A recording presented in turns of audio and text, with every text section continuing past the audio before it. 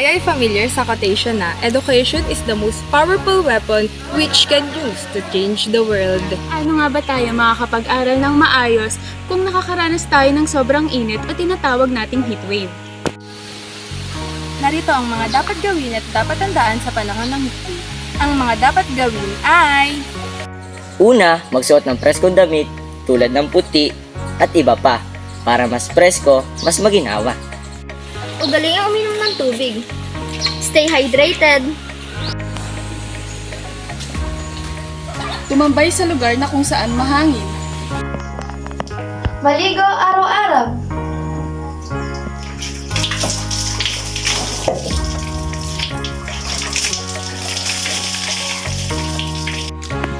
At narito naman ang mga hindi dapat natin gawin. Init. Huwag magsuot ng makakapal na damit.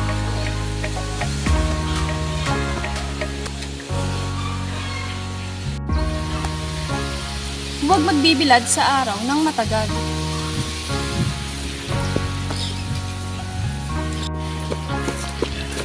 Fred, itigil mo yan. Huwag gumawa ng aktibiting nakakapagod.